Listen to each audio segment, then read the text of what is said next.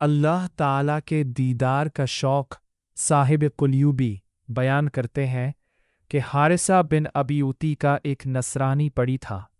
وہ مرض الموت میں بیمار ہوا تو حارثہ اس کی عیادت کو گئے اور اس سے کہا کہ تم مسلمان ہو جاؤ تو میں تمہارے لیے جنت کی ضمانت کروں، اس لیے کہ جنت بے مثل چیز ہے، اس کی نظیر نہیں، اور اس میں بڑی بڑی آنکھوں والی حوریں ہیں جن کی صفت ایسی ہے، اور اس میں محل ہے جن کا وصف ایسا اور ایسا ہے۔ اس کے جواب میں نصرانی نے کہا کہ میں اس سے بھی افضل اور بہتر چاہتا ہوں۔ بس حارثہ نے فرمایا کہ اسلام لاؤ کہ میں تمہارے واسطے جنت میں دیدار خداوندی کا ضامن بنوں۔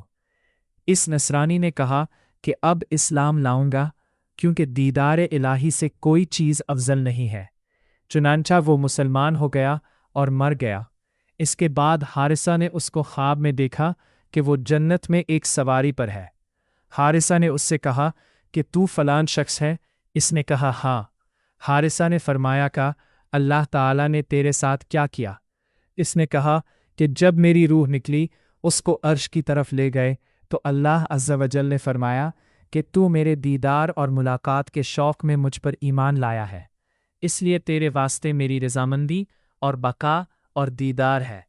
بس حارثہ نے فرمایا کہ اس نعمت پر اللہ تعالیٰ کا شکر ہے جس کی مدد سے میں نے تجھ پر احسان کیا۔ السلام علیکم، آپ دیکھ رہے ہیں RG ریئل اسلامک سٹوریز۔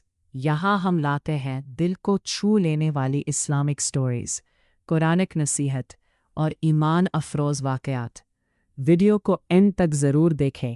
بسم اللہ الرحمن الرحیم۔ ہر کہانی ایک نصیحت رکھتی ہے اور ہر نصیحت زندگی بدل سکتی ہے۔ Welcome to RG real Islamic stories.